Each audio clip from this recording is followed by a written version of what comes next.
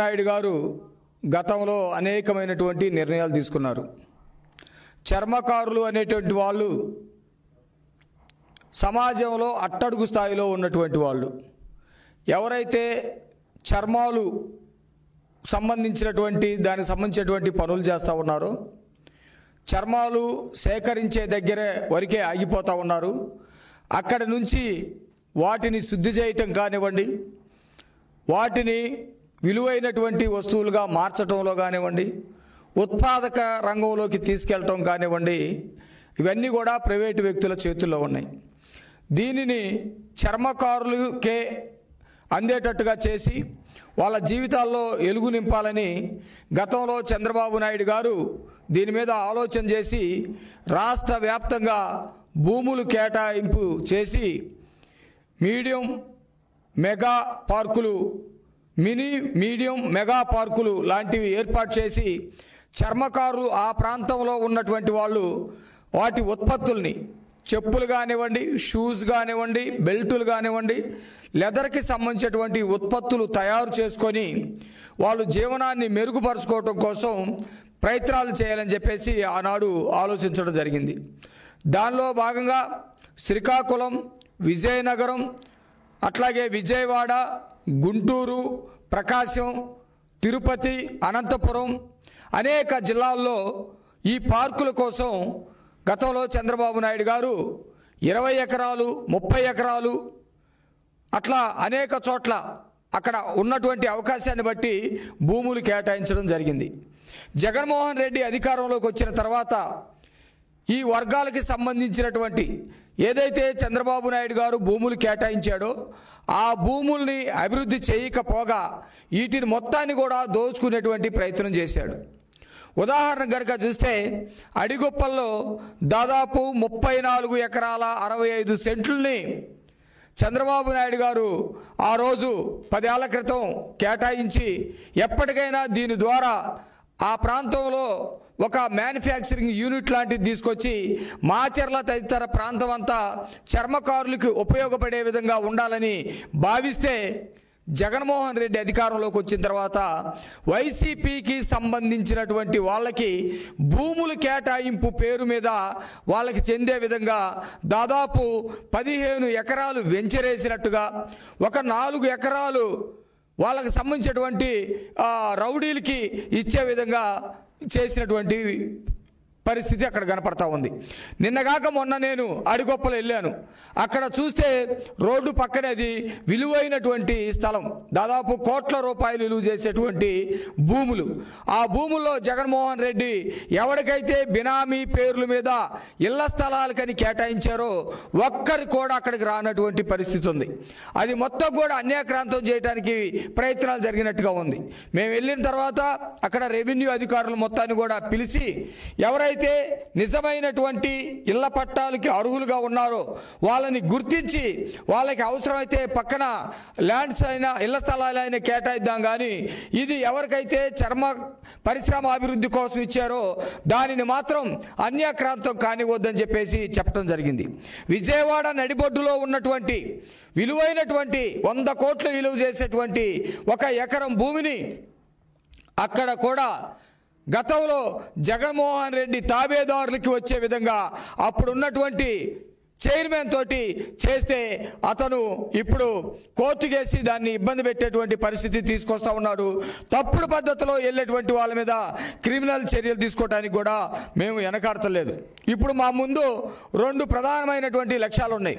ఒకటి, ఈ వర్గాల కోసం చంద్రబాబు నాయుడు గారు ఆనాడు ఏ ఉద్దేశంతో అయితే ఈ వర్గాల అభివృద్ధి కోసం భూములు కేటాయించారో ఆ భూముల్ని మొత్తం కూడా అన్యాక్రాంతం కాకుండా కాపాడుకోవాల్సినటువంటి బాధ్యత మరి లిడ్ క్యాప్ చైర్మన్గా మా మీద ఉంది. దాన్ని పెద్దల దృష్టికి తీసుకెళ్ళి ఆ భూములు మొత్తాన్ని కూడా కాపాడుకునేటువంటి ప్రయత్నం కూడా జరుగుతూ ఉంది.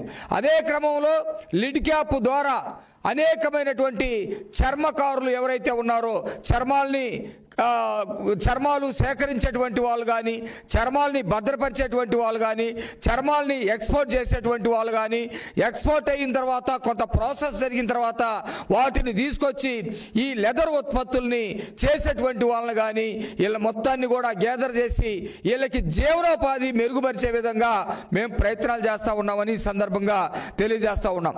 దానికోసం ఇప్పటికే మేము ఆదేశాలు ఇచ్చాం.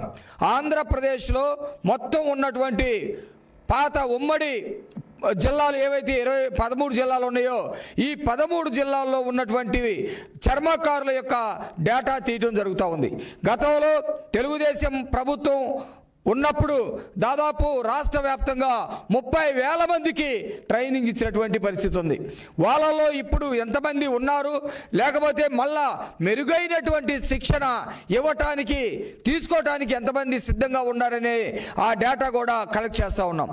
ఎంతమంది ఇళ్ళ దగ్గరే ఉండి చిన్న చిన్న కుటీర పరిశ్రమల్లాగా పెట్టుకొని జీవనాన్ని కొనసాగిస్తూ ఉన్నారో వాళ్ళకి ఇంకా అత్యాధునికమైనటువంటి మిషనరీ ఇవ్వటం ద్వారా వాళ్ళ జీవితాలు ఏ విధంగా మెరుగుపడతాయి అనే దాని మీద కూడా మేము ఆలోచిస్తూ ఉన్నాం. కామన్ ఫెసిలిటీ సెంటర్ కూడా ఏర్పాటు చేయటం కోసం మరి ముఖ్యమంత్రి గారిని కలిసి మేము కోరటానికి సిద్ధంగా ఉన్నాం. కామన్ ఫెసిలిటీ సెంటర్ ఏదైతే ఒకటి కనుక ఏర్పాటు చేస్తే దానిలోనే మెటీరియల్ ఉంటుంది, దానిలోనే డిజైన్ ఉంటుంది, దానిలోనే కటింగ్ మిషన్ ఉంటుంది, దానిలోనే కుట్టు మిషన్ ఉంటుంది, అక్కడే మొత్తం మార్కెటింగ్ చేసుకోవడానికి కావాల్సినటువంటి సదుపాయాలు కూడా ఉంటాయి. కాబట్టి ఒక డబ్బులు కనుక తీసుకొని అక్కడికి వెళ్తే మెటీరియల్ తోటి వచ్చే విధంగా ఒక కామన్ ఫెసిలిటీ సెంటర్ అనేది కనుక ఉంటే, ముఖ్యంగా విజయవాడ గుంటూరు ప్రాంతంలో ఎక్కడైతే ఇళ్లలో కూర్చొని పనిచేసుకుంటా ఉన్నారో వాళ్ళల్లో ఉన్నటువంటి నైపుణ్యతను తీసి ఆ నైపుణ్యతకి ఇంకా మెరుగులు దిద్ది వాళ్ళకి మిషనరీకి సంబంధించినటువంటి దానిలో కూడా పనిచేసే నైపుణ్యత వాళ్ళకి వచ్చే విధంగా చేసి కామన్ ఫెసిలిటీ సెంటర్ ద్వారా వాళ్ళు వ్యాపారం చేసుకోవడానికి అవకాశాలు కల్పించాలనేది కూడా మేము చూస్తూ ఉన్నాం.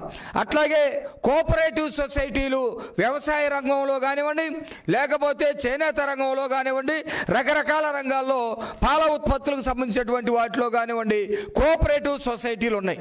ఆ కోఆపరేటివ్ సొసైటీల తరహాలోనే ఈ లెదర్కి సంబంధించినటువంటి చర్మకారులకు సంబంధించినటువంటి కోఆపరేటివ్ సొసైటీలు కూడా ఏర్పాటు చేయాలని చెప్పేసి మేము భావిస్తూ ఉన్నాం.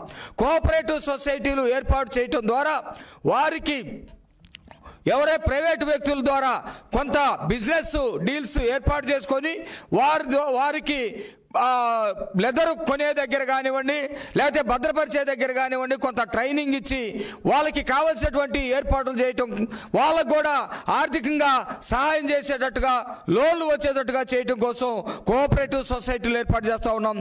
వాళ్ళ జీవన భద్రతకు కూడా కొన్ని ఏర్పాట్లు తీసుకోవాలని చెప్పేసి ఆలోచిస్తూ ఉన్నాం.